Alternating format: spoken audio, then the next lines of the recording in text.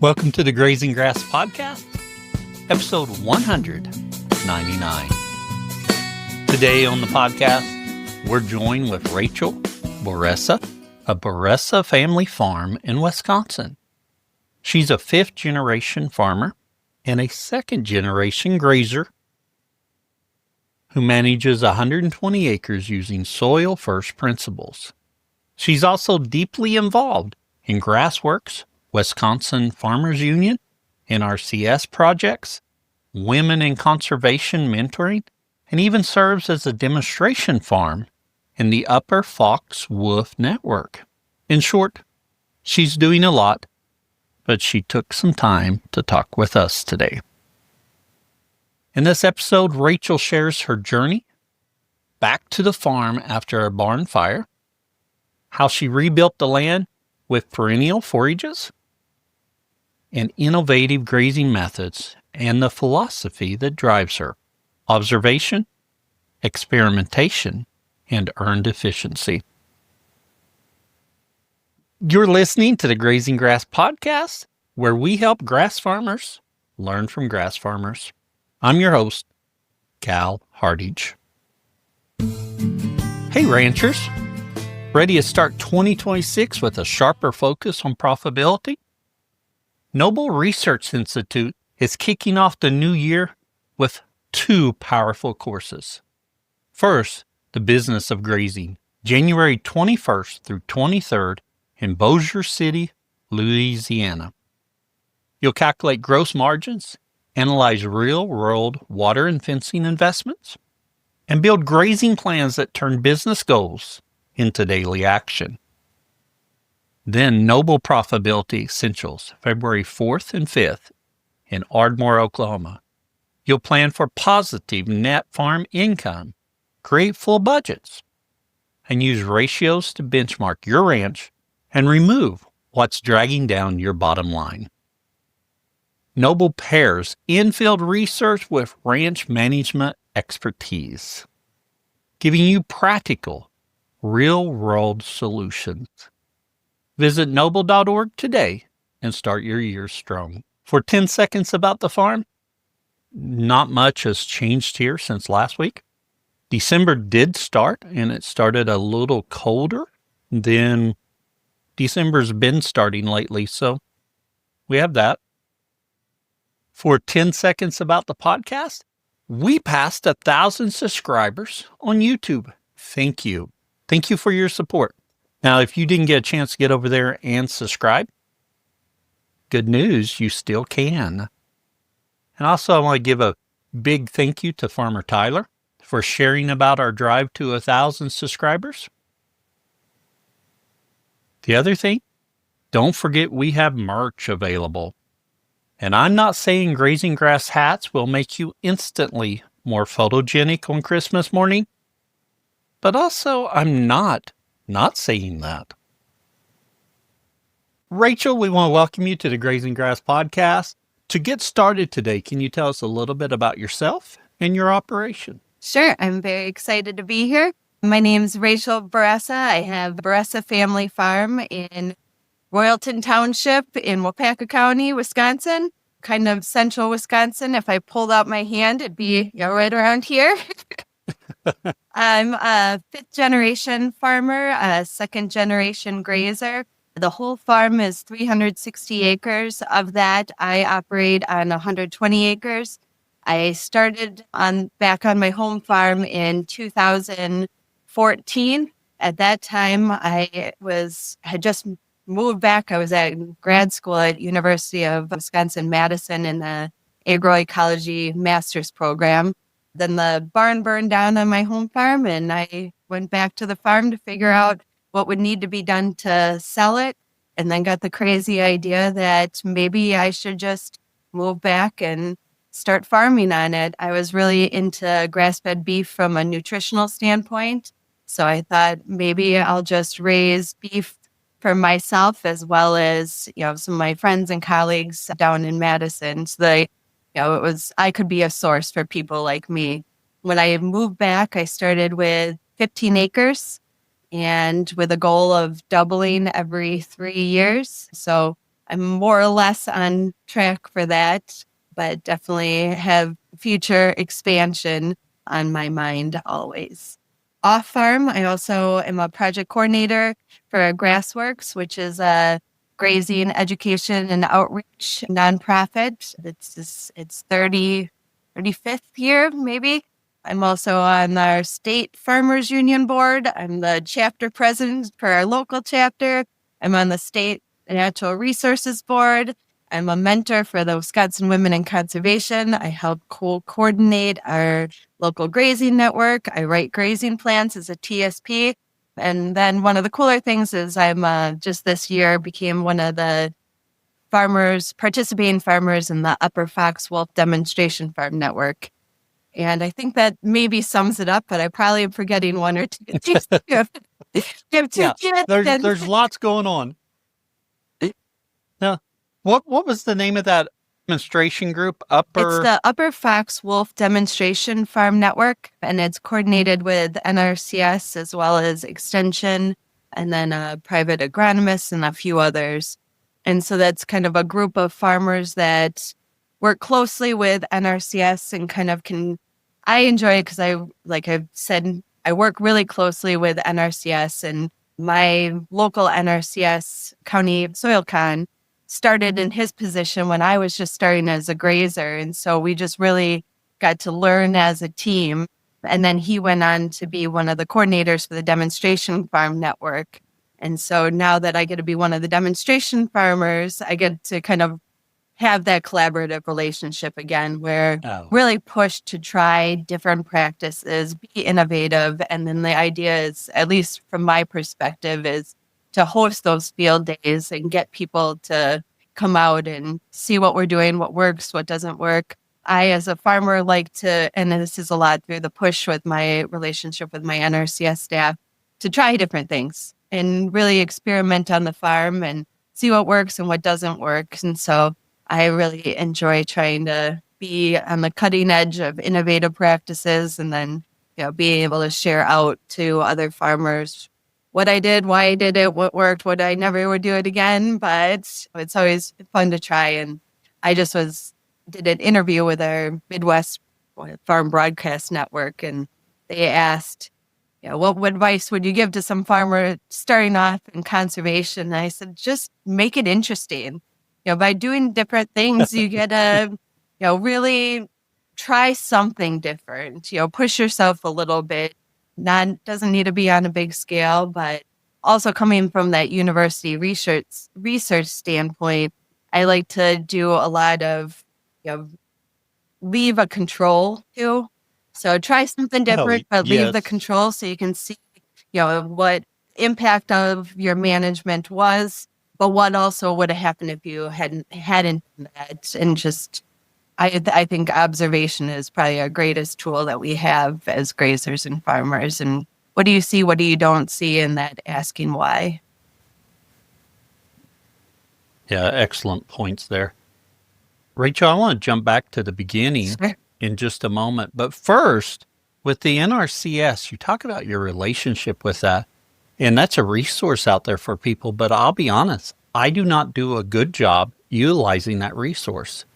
So tell us more about that relationship and how you built it. Yeah, and I always say I'm really lucky that I had a really good, interested, engaged NRCS staff. In Wisconsin, it seems like grazing is only as strong as kind of your local offices. So whether it's an NRCS office or in some counties, it's the soil. In Wisconsin, we don't have resource conservation districts. Each county's got its own land and water conservation department. So in some counties, the land and water departments, really pro-grazing and really does a lot of the education and outreach efforts.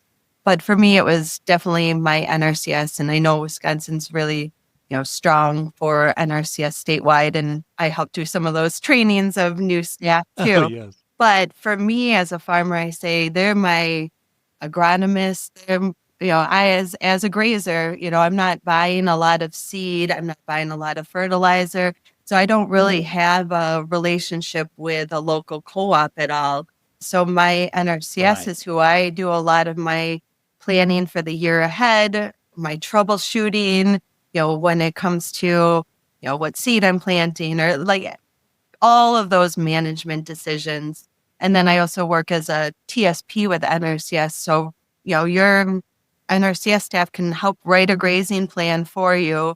And then, they're really focused on resource concerns. So soil and water, soil compaction, organic matter, as well as, some of those gully erosion and just protecting surface water as well as drinking water. So grazing, is their top practice standard. Well, and then I go to our annual, the landowner meetings, where each year they'll invite all of the farmers in that region, and you kind of set your priority practices, and grazing always just rises right to the top. But they're an amazing resource that's available for everyone.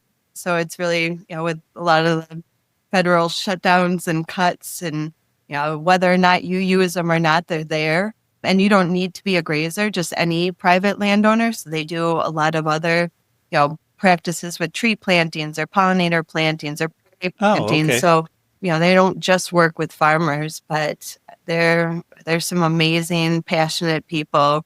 So at least in Wisconsin and probably nationwide, check them out.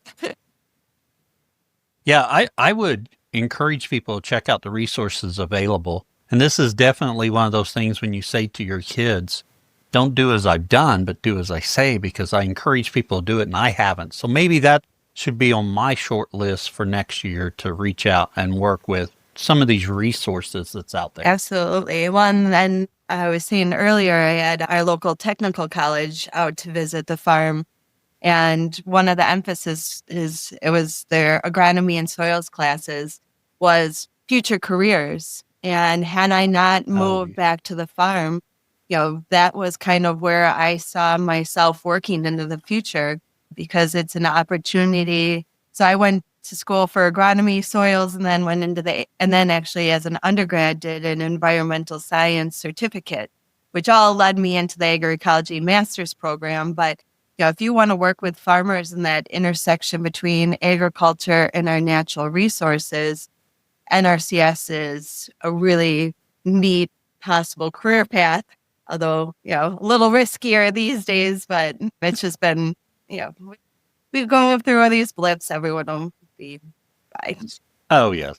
Yeah. But yeah, just even for kids or young people that are interested in that as possibly a future career for them, there's a lot of not just NRCS, but then a lot of our other nonprofits that work in conservation also work with kind of NRCS affiliate staff too. So there's a lot of cool people doing some cool work in this state. And I think that's important that we let people know there's opportunities out there. Because I know when I went through school, I thought I would come home in dairy or work in ag. I went and got my animal science degree. But outside of that, I thought, well, I could work in education. But just knowing what's out there, because I got an animal science degree and came home and dairied for a while. Then we sold out the dairy and I'm like, what am I going to do now? There's opportunities out there. I wasn't smart enough to find them at the time. And that's okay. My route took me through education.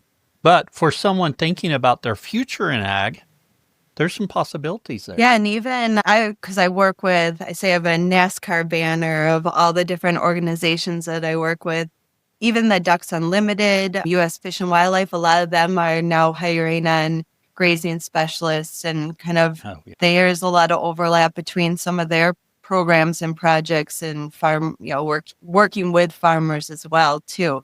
And having that good ag background is a real asset when you're going to interview for one of these, other nonprofit jobs, because they may come from a more, natural resources background.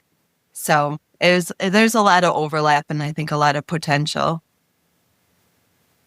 Yes, I have to agree. And thank you for indulging me to go down that path just a little bit.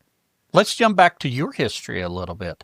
5th generation, 2nd generation grass farmer. Can you tell us a little bit more about that? Sure. That's one of those things that I think there's a handful of us, including our state NRCS grazing specialist. He's also a second generation grazer. So my parents were some of the first to transition to manage grazing. So they were, I tell the stories, the early 90s. And so, dairy crisis, they were milking 3 times a day. My dad had a seed route. I said that he just couldn't squeeze enough milk out of those cows to make ends meet. I had 3 brothers, really working as much as he could doing conventional dairy. But then one night they were milking cows in the parlor and an ad came on for this Grassworks Grazing conference, which was held in Wisconsin Dells, which is the waterport capital of America. But he also saw maybe as a potential, it became our family vacation for a couple of years there. But it went down to this grazing conference. I think it was probably their second or third year of doing it.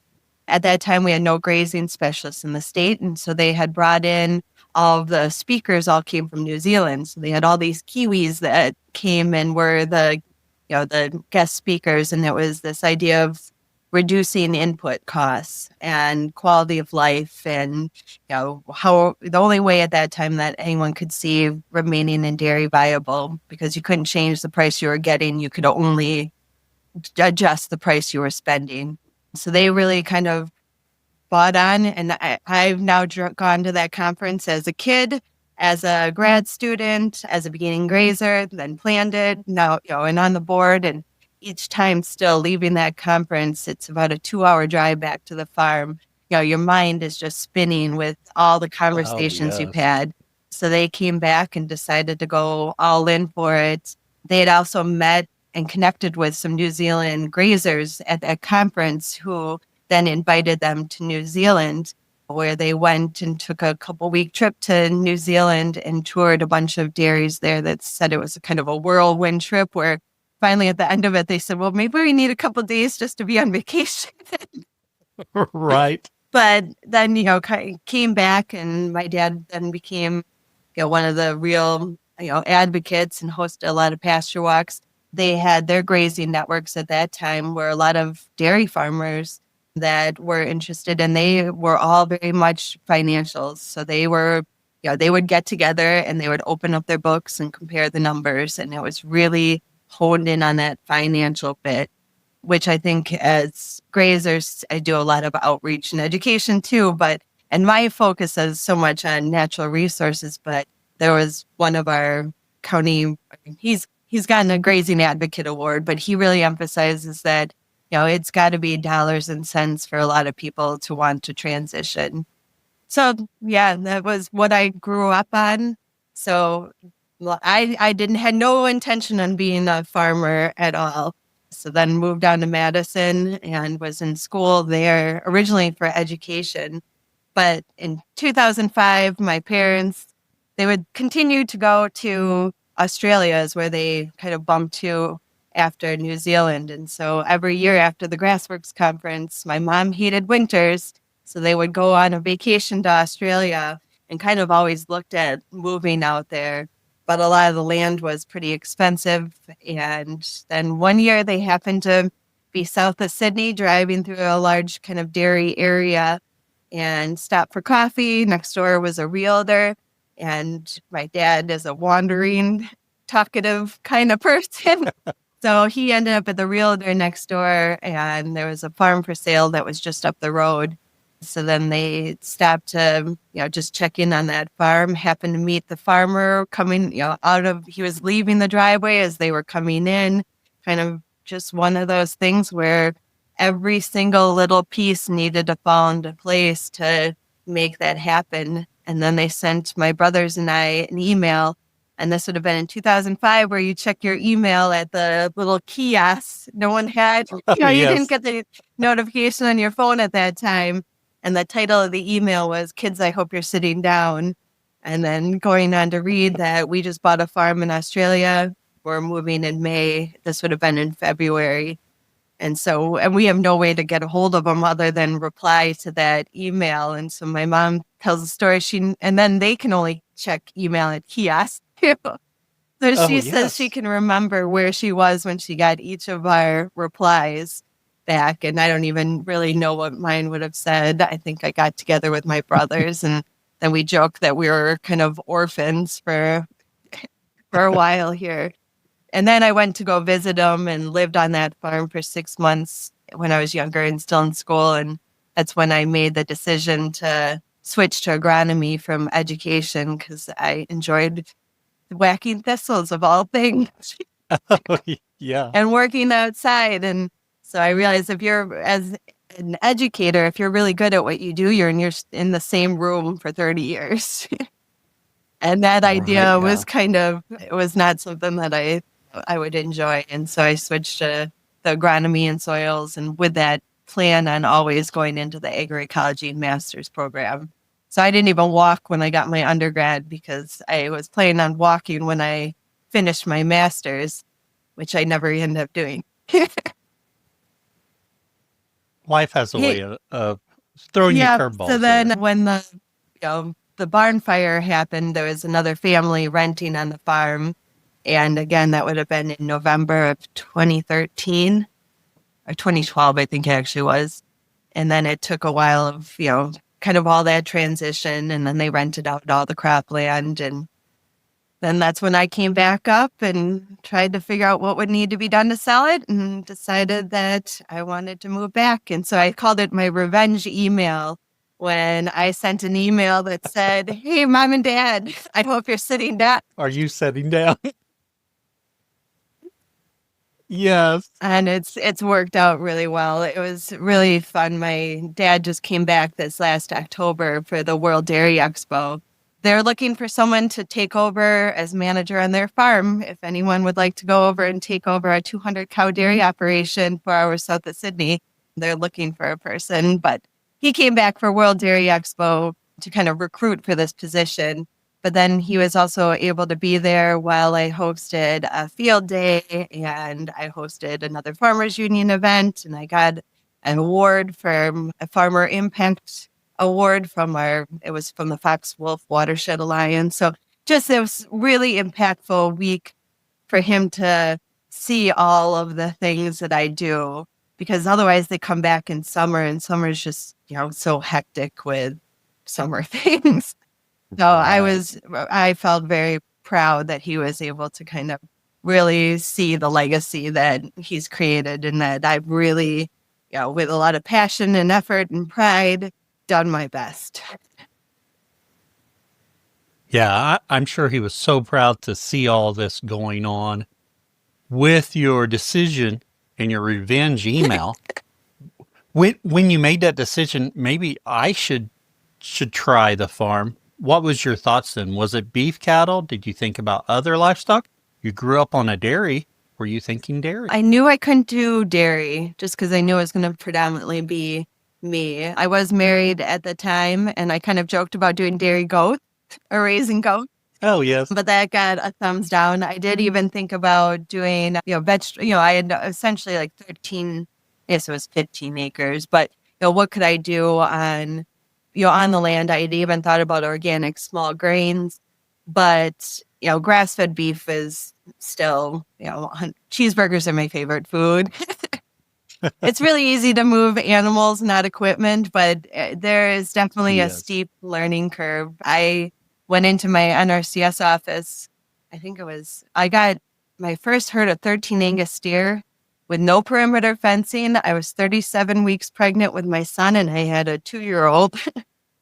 And so I was running everything with single strand poly wire. They got out all the time. I would not recommend it.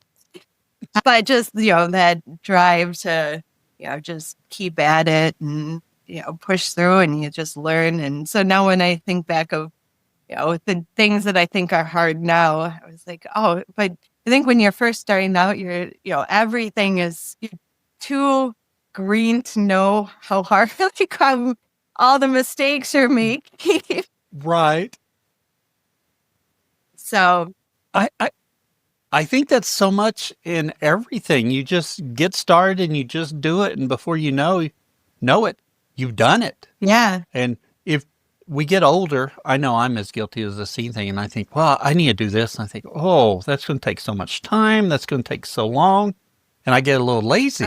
But you're right. When you don't know as much, you're like, let's go. Yeah. So I need to bring that perspective in. I was sure. just talking to some other farmer friends of mine, and they've got a large vegetable operation, and their kids are the same exact ages of my kids. And we happen to run into each other, and we were just joking about how naive we were and how hard, and they were saying that they were doing pigs and they were doing chickens and they had the vegetables and they had all of this stuff. And I said, the line that I ended up using was this earned efficiency. When you're like, Oh, now would I spend the time? Now I would, like, no way am I working that hard. No way am I. That sounds like it would take way too much time. But I think it's earned efficiency. And I was just listening to one of your other podcast guests, and his advice to a new farmer was, not bite off more than you can chew, which reminded me of, we did this mentorship program for new grazers, and that was one of the advice that some of the older grazer mentors were saying, is just encouraging people to start small. And I said, no, like when you're starting off, you've got just this limitless energy and ambition. Like, encourage people to just harness that, because why not? You're going to figure out what you're going to then inherently fluff things off and see what rises to the top. But to try to tell someone who's starting off and has that many ideas and that much energy to tamper it down, I was like, well, I don't know if I would agree with that, but to each their own. But it was just a fun exchange with these other farmers and just remembering that time, because I had 2 babies. I had a huge garden. I did meat chickens. I did the cows. I did, and I was doing deliveries across the state, all these things that I would never, I just wouldn't have the time for. No, I don't think. Right. In the middle of that, did you ever think, this is not it? No, I think you're just too busy to think.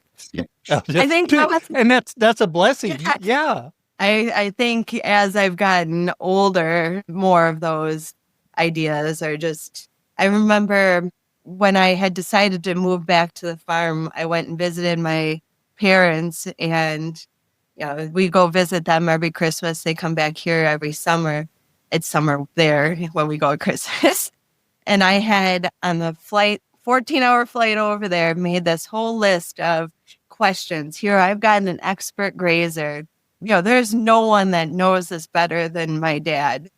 And so just really basic questions, a whole list. And by the end of it, we were on our way to the airport, 4-hour drive back up to Sydney, ready to get on the plane.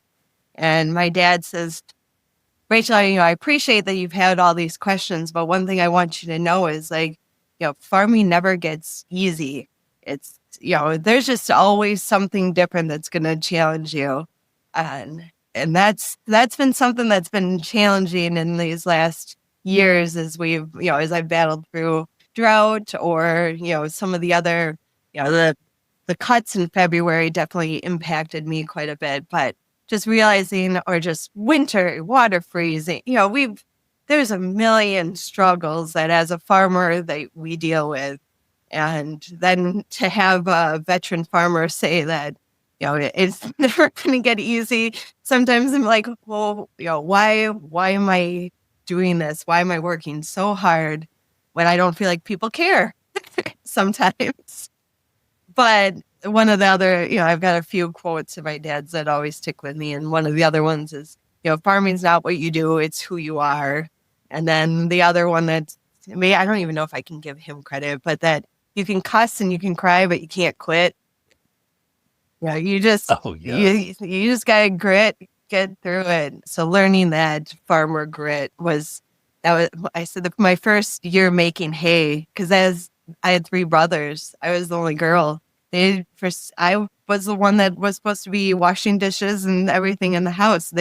I did not get put on a tractor as a kid. So then here I'm trying to learn how to make hay on my own with an infant in a car seat in the tractor cab, and then it getting jammed. And I felt like I ran into some other farmers after one of my first rounds of cutting hay, and they're like, what happened to you?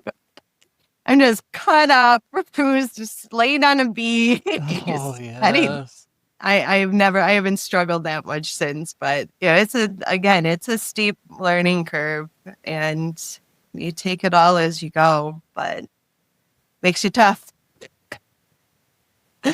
Able to be outside, and I say I use my cows, to be able to be a steward of the land. And so, making, for me, I've transitioned a lot of that land that was rented out to the local CAFO. So in that corn, beans, liquid manure rotation that was pretty inaccessible for most of the year from my kids and I to go out and go, and just brown, and the water is not, there's some wetlands that I've now restored, but so to be able to, in a few years' time, see that transformation of that land from what I considered, pretty dead, bare ground into this really vibrant, alive ecosystem is pretty dang rewarding.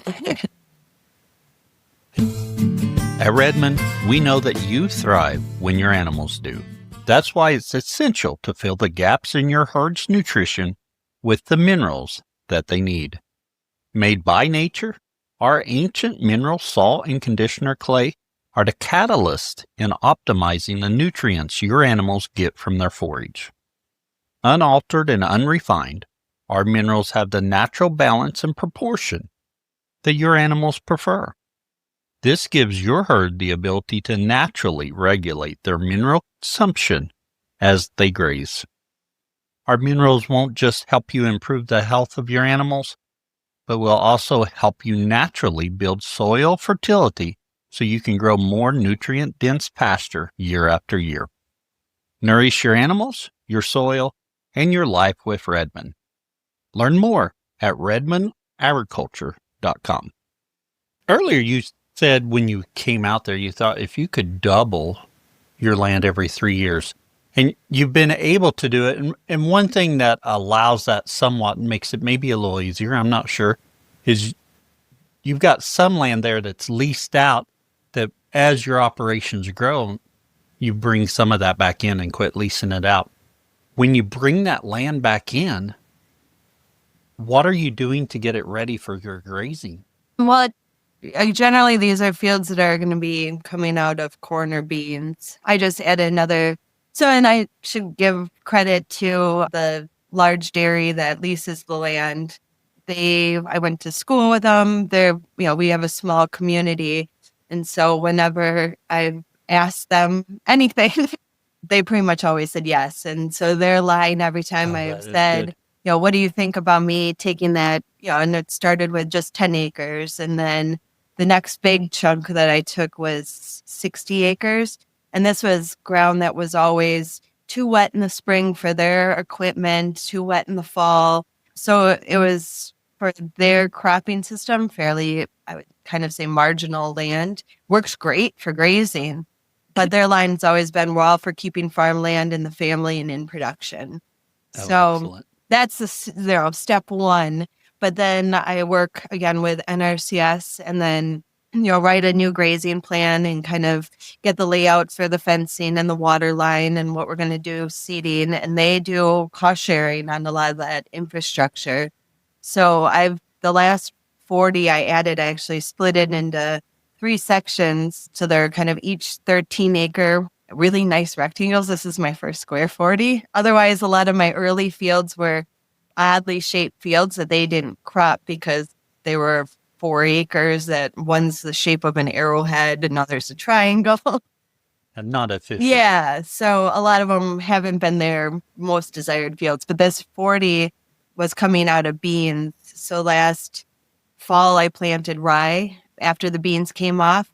I was hoping that I was going to be able to graze it some last fall. And initially, I was going to plant more of a mix out there, maybe oats, wheat, and rye, something a little more diverse that maybe we'd get some grazing out of. But the last 2 falls have been pretty dry. So I didn't get any fall grazing. But then this spring, I was able to, typically May 15th is our first day of pastures, our regular perennial pastures being ready. So 1st of May, I started putting my cows out on that rye. because that's when they're starting to bell or they can smell that fresh grass. Everyone's sick of feeding hay, whether your hay supply is dwindling or not, everyone's kind of ready to go. So that was 2 solid weeks of early grazing out there. And then I did 2 different cool season mixes on the kind of, I guess, the east and the west side. One side, it's sandy ground, so I did more of a orchard grass alfalfa mix that would be a little more drought tolerant. And then on the other side, I did our Grassworks mix, which is going to be meadow fescue, fesciolium, perennial ryegrass, red and white clover, mainly. I'm trying to think if I'm forgetting anything in that mix. I guess on the orchard grass side, it was orchard, timothy, alfalfa, and red clover. Because, I'm so glad I planted into diverse things.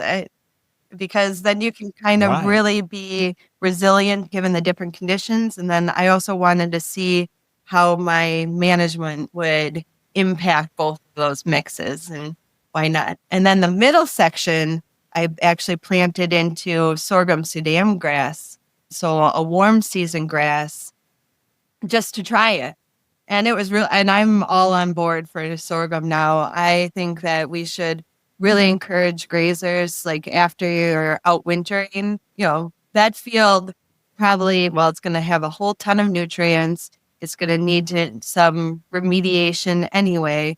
And what I got for yield out of that sorghum was incredible, way more than I would get off of trying to take that spring flush cuttings, because we've also had really wet May, June. So we haven't even in my area been able to get dry hay off until, June something. And so it's already getting overgrown. I do it every year where I'm like, I'm saving that field for hay. And so you skip it in the grazing because I want to get hay off of it. And then there just isn't that window to make dry hay. So by integrating this warm season grass for winter feed, you can just don't, from a management standpoint, stop trying to save those pastures to get cuttings off of.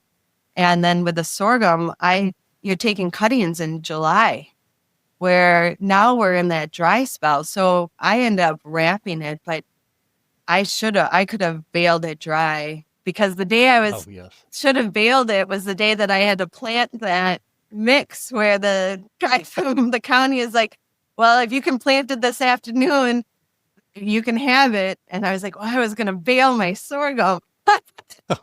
And then Of course. and then I baled the sorghum the next day, and it was drier than what it should have been for, wrapping up. But I think it's just a really interesting tool. And so now I'm planning, and I'm not one that loves to make hay either. So being able to make it once and get a ton, to make that more efficient. But I said, cutting it took it was like 6 feet tall. It was well over my head when I went to cut it. And one of the barriers, or a couple of the barriers that I thought I had in order to try doing some of these different diverse plantings, was equipment. I don't have a drill, but in my area, a lot of the counties have no-till drills that you can rent, and they bring it right out, and it's $5 an acre. It's so reasonable. And then I just have old inherited hay equipment. So I've got a New Holland sickle hay vine that I inherited from my great uncle. And I wasn't sure how it would be able to handle this 6-foot tall grass, but because it was so uniform, it just went through so better than it would in my pastures, which are going to be, just a mix of grass, or I've had where it's like bluegrass, 4-foot tall bluegrass, and it's so waxy that it wraps on the roller. Oh, yes. And then my baler is nothing fancy, and the baler was able to wrap it all up really good. So, and then I didn't rake it. I don't like raking. So it was just really slick and easy. And I said, cutting it took the same amount of time as cutting any other field, but baling it took forever. I said, it takes forever to bale when you're making a bale every 2 minutes. It does, yeah. I got almost 90 bales off problem. of the 14 acres on one of the cuttings. So With your seedings and you're getting those pastures ready, are you continuing to do more seedings after you get it established, or are you getting it established and leaving it alone? Typically, I try to just get it established and leave it alone. I think you can do a lot with your management to reduce those inputs. So I definitely will. One field was low on clover, and I had thought about last winter. I was like, oh, I'm going to have to frost seed or broadcast seed some clover on there next year because it was really diminished. And then this year it just, came up fine. And because I had that latent fear, I let all that red clover go to seed and then grazed it. And the cows hated it. But, it's, and I think a lot of that management as I've transitioned when I first was starting, it was my management goals was feeding the animals. And then the longer I've gone through it, this idea of soil first farming. So farming for the soil first, if you kind of always set the soil as what you're managing for, the forages are going to then fall in line, and then the cattle are going to have healthy feed. And then I said, then it comes down to, healthy feed for my customers and for myself too. So rather than looking at the field as feed for my animals, that idea that I'm managing, for the soil and for the forage, and the animals are just, harvesting. And then I feel like when you switch that management principles, then you're less likely to overgraze, or you're less likely to take every little bit because you need to feed the animals. And that's how you'll get a longevity within your stand too. Yeah, so from a livestock farmer, you're a grass farmer, but then the step further, you're a soil farmer. Yeah, there's a whole herd under there too. Yeah. One thing we haven't talked about yet, Rachel, is your livestock. When you went back to the farm, I think you said you did some pastured chickens as well as beef. As your farms evolved, what livestock do you run now? Well, I started with 13 Angus steer, and I wouldn't do Angus anymore. Then when I had made the decision to move back to the farm, I also then enrolled in our pasture management class, the short course offered. And one of my mentors there did a presentation on grass-based beef breeds. And there she compared Galloways, Angus, Dexters, and then British White Parks. And she decided in her, kind of research that she had done that she really liked the British White Parks. And I remember thinking, well, she's already done the research. I'll go with that. And then they were selling their herd, just getting older and life transitions. And so I was able to buy some of her bred cows. And so that's what all of my breeding stock has kind of more or less evolved from those first 5 cows that I got from her. So most of my herd is going to be British White Park, which they've got a really high feed efficiency, super docile nature, and just they're all white. If you've seen my pictures on Facebook, you've definitely seen them, but they're all white with black noses, black ears, and kind of black feet. And from a grazing standpoint, they're kind of one of those heritage breeds, like Murray Greys and Devons are kind of up there too, that just have that big rumen, so high feed efficiency on grass. I'm up to about 100 head total. That's the mixed herd. I also and then I had some goats and a lamb and a couple pigs this year, but more or less just for farm visitors. And I don't even eat chicken anymore after raising them. But I'll have a couple of chickens around, or I call them yard birds, just for that farm aesthetic. I like having the chickens roaming around, but I really have kind of honed in on beef as my, and the cattle is pretty much, I've thought, I think, listening every once in a while, I listen to, Joel Salatin, where that Stacking Enterprises model. And if I could get someone in, with the land base that I had that was interested in, running on different, but each species you have is a whole nother set of chores for the most part. And so just really being able to do the cows well is about where I'm at. But what I'm gonna start doing now is I've got a little farm store on the farm. I have a friend that does goats and lamb, and then I have other friends that are more starting up and trying to figure out how to market. And so by being able to sell their products and help support them from a business standpoint as they're getting established, I can still then offer my customers those different proteins and kind of make it a win-win. Let them have the goats and the chickens, and I'll stick to my cows. There's a lot of benefit to that. There's benefit to stacking enterprises, but you have to realize the extent of your resources and your context and what works best for you and what you can do. I will say with the British White, I did bring in, I had a very handsome, I had gotten a Devon bull last year, and then he got injured, but then this year I got a Murray Gray bull. So I am planning on kind of diversifying and bringing in some hybrid vigor. And after listening to the South Pole episode that you did, I do have a guy in my grazing community that has picked up one of those South Pole bulls. And now that definitely piqued my interest. Oh, well, good. All those breeds I find very interesting. The British Whites, my neighbor has some British Whites. They got interested in them. Now, they're not managing their grazing. They're just set stock out there. But I really like the looks of the British Whites. In fact, if they weren't colored the way they are, we might be interested in a bull to try them. But we do so much wholesale through a sell barn that's really not viable for us to bring in that kind of coloration.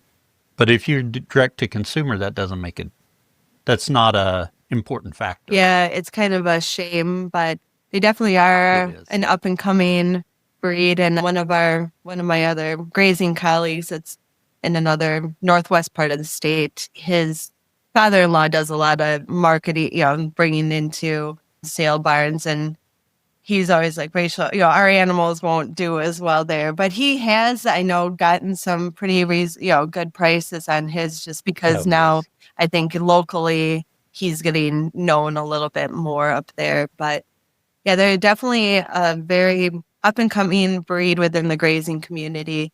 And I think when we talked before, I said out in Australia, they're really popular bull for, I think, it's crazy what one bull's gone for, but now that's kind of taken over Angus in that market as, the top beef breed bull.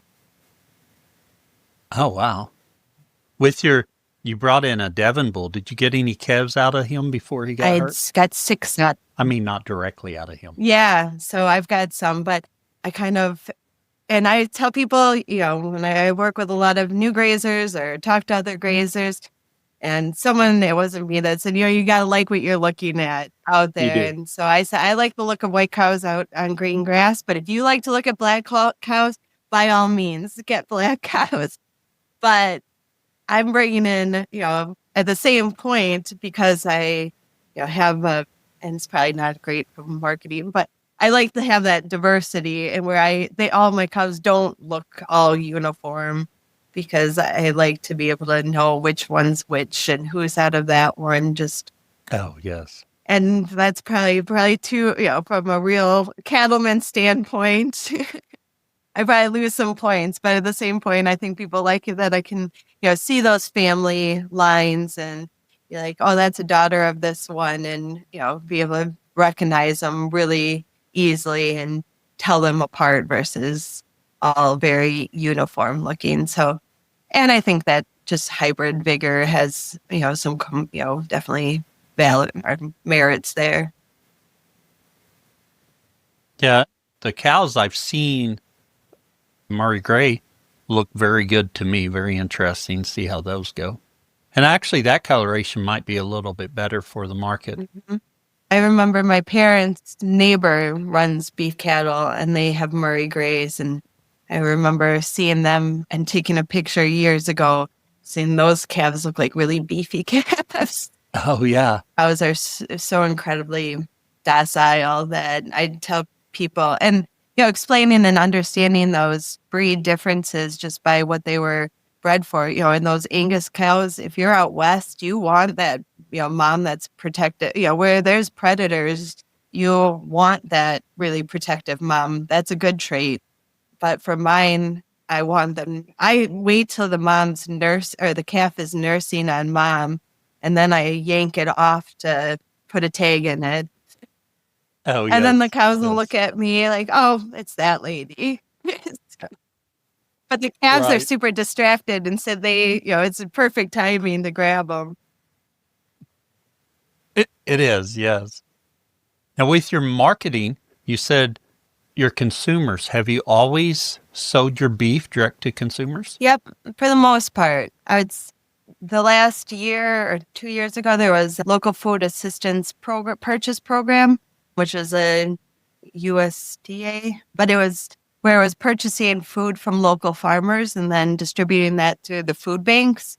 And so it was a really win-win program, I thought, because it supported beginning farmers or small farmers that weren't able to have that, or whether they didn't want to put that time and energy into direct marketing or just didn't know where to begin with a marketing base, that they kind of still got that premium for their product.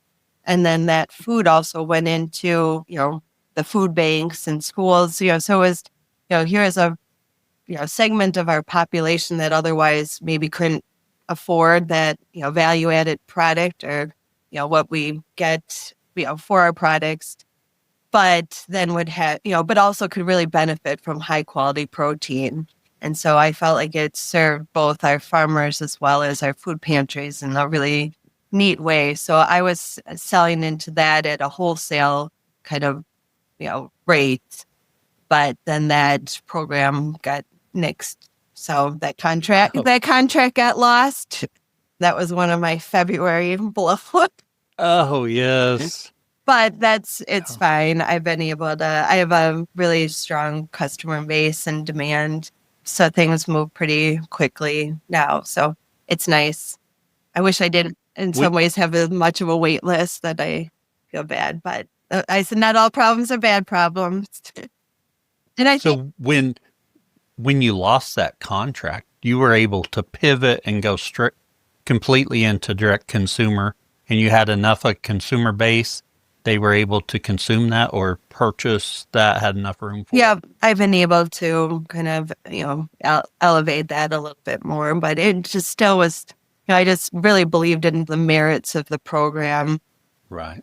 because, but I also think kind of, with the price of beef, commercial beef or commodity beef being what it is, it's also kind of really driven customers to, at least in my area, and I don't know if that's, the same you've noticed, but there's been a lot more demand for people wanting to buy local beef, which is great. And I have there's quite a few other farmers that are doing it. And I'll see it Facebook posts where who sells beef in our area, and there was one, I think there was 30, 40 comments, and I ended up eventually someone else had said my name, but I said, I'll chime in, and kind of gave myself a little plug, but then also said how it was so nice to see so many friends and fellow farmers being recognized on that list. And, whoever you go through, like, thanks for supporting local. I can't Oh, supply yes. everyone with beef. And so I'm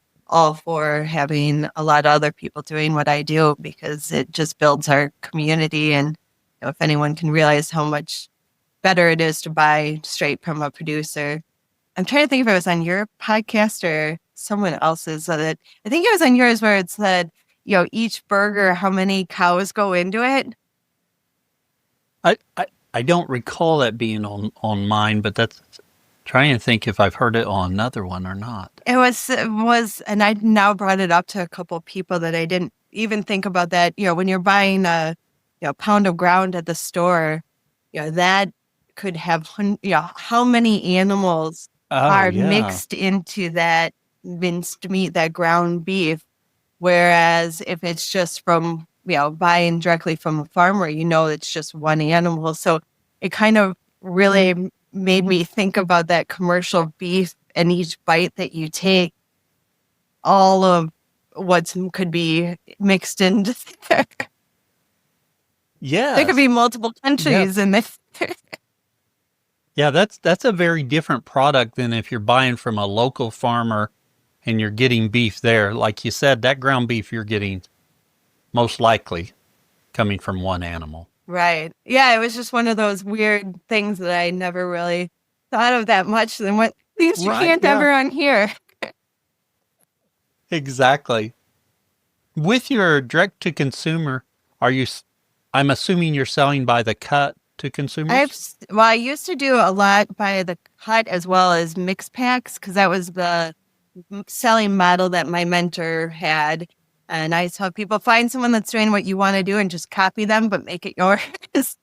Excellent advice Yeah, there. I tell people that with everything starting off, that's okay to do as long as you're still, make it your own and authentic with it. But, it's not okay. It's perfectly fine to have those mentors. And I said, they don't even need to know it. It doesn't need to be an active mentorship, but, just like, anyone that you find, especially with Facebook now is, it's okay to, take a lot from them. But now I've done more, quarters, halves, and actually recently really started to trim down my inventory. So it's just more really simple, ground and then 1 pound packs of actually fajita steak. And then if you want ribeyes and stuff, get a quarter. But just stuff that keeps my inventory and my management and what I'm stocking really streamlined. We'll see if I stick with that or not. Like I said, I'm kind of in the process of transitioning my farm store, my online store, to utilize a company that does it. So we'll see how that works. So you keeping in inventory those higher demand items that you have, and if they want something more specialized, you're encouraging them to get a quarter or a half. Yeah. Yeah. And how's that transition? I know I'll go ahead and say it because I think you put it out on Instagram. So you're transitioning to barn to Yep. door. Or yeah, barn to door. I thought, wait, did I say that backwards? No, it's barn to door. How's that transition going for you? Well, I'll have my next meeting tomorrow. Oh, so you'll know more. I gave yeah. them a lot of credit for being persistent. They are very persistent. I will agree. And so just, they're not cheap, but my website had also gone down at the same point. So it was, and I'm like, well, I need a new website. And then, anything that can really help, kind of keep that inventory and those records and customer lists organized, that I decided, maybe at this point that's worth that investment for me and my time. Starting off, I don't know that I would have. And that's why also part of it is if I'm going to have this really more slick and efficient online shopping stores, bringing in these products from these other farmers. So that's why I was like, well, if it justifies, I'll do it for all of us. And maybe that'll justify it. But so far, I've really, from a customer service standpoint, and again, it's just like, find what you do well and focus on that. And, if there's someone that this is what they are really good at and passionate about, and, if you can hire that out, then I said I think I called it I don't remember, but I felt like it was that leveling up from my business. I think that's what I called it. I felt more professional in that, really kind of scaling up, and that this is maybe a good point for me to take that next step. Because, I don't know, I've been getting by just fine on, my paper lists of customers and this spreadsheet and that spreadsheet. But I think that from keeping things organized and streamlined and really making it easy on the consumer side of it, they kind of sold me. So ask me again in a year and we'll see where we're at. But I'm excited at this point to be able to kind of offload some of that behind the scene website design and getting that farm store all set up. And the people that I've talked to have been really kind of fun. As a farmer, anytime you can bring someone else into your world where you're not just working by your, farming, a lot of the day to day is so, lonely in some ways. Oh, yes. That's why the farmers, ask me to be on a podcast. I'll talk about it. Like someone wants to listen to me talk. Sure. I'm as Well, bad as my we dad and my kids probably get, so I understand their pain a lot. we will have to revisit this in about a year so we can find out how the experience went for you. Yeah. So I'm not And out here and to see. promote them quite yet. Stay tuned. Right, but yeah, just knowing how it goes, there's other alternatives out there, but what works for you, if it works for you, wonderful. And see. When you think about, we kind of went over your whole process. We talked about some points in there is a little bit tougher. What were some of the successes that really motivated you to keep going? Anytime I can, because the whole farm used to be in grass and in pasture and have cows. So anytime that I get to turn cows out on an area a new area, it's definitely Yes. really exciting to see cows back out on that field or whatever that given spot is. Actually, right now, this morning, I was pounding in T-posts that I'm fencing in another 36 acres of cover crops that I planted to be grazed. I'm hoping this year another thing that I've been really doing is extending the grazing season. So that'll be cool. But I think it's adding that land is probably the most exciting. I also enjoy really having people out on the farm and getting to experience it. So doing those farm tours and getting people to really understand, what it is that I do and the why of what I do.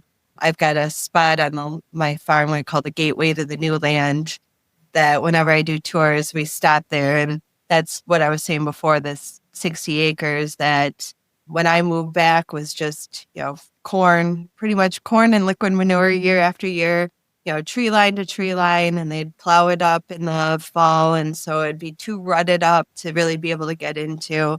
And then also that water, I didn't want this is water that I had pulled tadpoles out as a kid. So didn't want my Oh, kids ever really going near it. So whenever I sit in that spot and I have my coffee and just get to watch all the birds. That was something else I was going to mention. Actually, just this morning, I got my Audubon certification. So if you're familiar with Audubon, it's the big bird nonprofit. They've got a conservation ranching program. So I started working with them through this certification. And that field that I had in the sorghum Sudan, I'm going to be planting 14 acres of native warm season kind of pollinator mix for grassland bird habitat. And then we're moving a couple tree lines to really encourage grassland bird habitat. So this morning when I opened up my mail, I got the letter from the third party certifier. excellent. So I'm officially Audubon certified bird friendly beef. So that's another program that if people are interested in to reach out. I know that they started that program out west and now are bringing it into the Midwest. So seeing some of those different bird species, or like I said, when I got to go on that sunflower seed and see, just anytime where you can really make those observations of, that ecosystem working are probably those moments where I'll linger there a bit longer. Oh, yes. Anytime I Yeah. can get my kids out to help me Adorable. is also, my little guy is 10 and he'll come out and help me. He's my grazer in training. Which, so those are kind of probably my favorite moments. Those are excellent moments. Yeah. Before we transition to our famous four, as you look towards the future, what goals do you have for your farm, for what you're doing? Continue to expand, really. That's one of those things that right now I'm pushing is that extending my grazing season. I think that that's something that just from an outreach and education standpoint that I'm really trying to push. So I'm hoping to be still having cows out and not feeding hay until Christmas this year. So every year, if I can keep pushing that a little bit further out and encouraging other people to look for those opportunities, working with their neighbors too. Grazing dairy heifers is another thing that we're really kind of excited about in the state potentially. Wisconsin's a dairy state, and we are losing dairy farms every day, and it's a lot of larger CAFOs, but figuring out ways to keep some of those maybe dairy heifers in our state, and maybe that being a viable option for these transitioning out dairy farmers that still have all that existing infrastructure and barns that versus just going into beef. So I would like to maybe someday be one of those pioneers and advocates and guinea pigs on trying to get that system to work. Those are my current objectives. And those are wonderful objectives and plenty to work with there. Yes. Rachel, it's time we transition to our famous 4 questions. Same 4 questions we ask of all of our guests. Our first question: what is your favorite grazing grass related book or resource? See, I studied a little bit for these. And then actually listened to another podcast I had done previously, and I pulled out a line that I've given speaking at different conferences in my intro many times, and that's that after the soil, our greatest resource as farmers is each other. So working with other farmers, attending pasture walks, going to, we're heading into heavy conference season. So I would give a plug like Leslie did for the Grassworks conference. And then books, I'm a big Aldo Leopold, and especially in Wendell Berry, Unsettling of America and A Gift to Good Land were written, I think in the 6 years and years ago, but how pertinent kind of from a policy and, kind of personal connection, society perspective are definitely very good. And then Fred Provenza, Nourishment was another favorite, one of mine. Excellent resources there, and your community, like you mentioned, the fellow grass farmers, soil farmers out there, talking to them is a tremendous resource. As I told Leslie, one of these years I'm going to make it up to Grassworks. I see it advertised, I'm always like, I've got to make it up there. Just like I'm going to make it to the World Dairy Expo one year. Well, if you're going to skip one or the two, go to Grassworks. Yeah. Oh, okay, yeah. I have this love for dairy animals, so I really want to get there too. Yeah. So, to get there at some point. Our second question: what's your favorite tool for the farm? I know. Then it's hard to think of any of the ones. I don't think I have anything super novel or neat. But I kept thinking my poly wire and reels, and I just use the cheap electrical wire reels, like extension cord reels. Oh, okay. Because they cost like $7, and then I can have like 8 of them, and then they're really lightweight to how I knot my poly wire around the fence. I leave a little loop, and then I can just put that little black handle in there. So I love those reels. And then also I used to just have my 4-wheeler, and I called that my trusty steed, that it would take a lot to pull me off of my trusty steed. But then I also got one of those fancy UTV mules. Oh, yes. And I said, oh, it's a very similar comparison where it's not as agile, but it hauls a lot more. It's a smoother ride. It does. I can drink my coffee.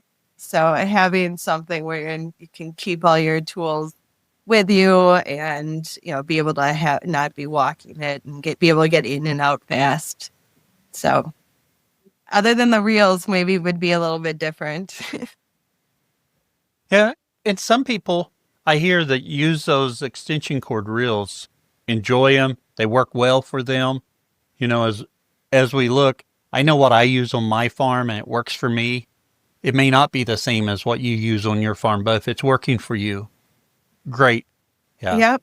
I dread not using my geared reels. So I bought a cheap reel that I was in the store. I saw it was a Gallagher economy reel, I believe.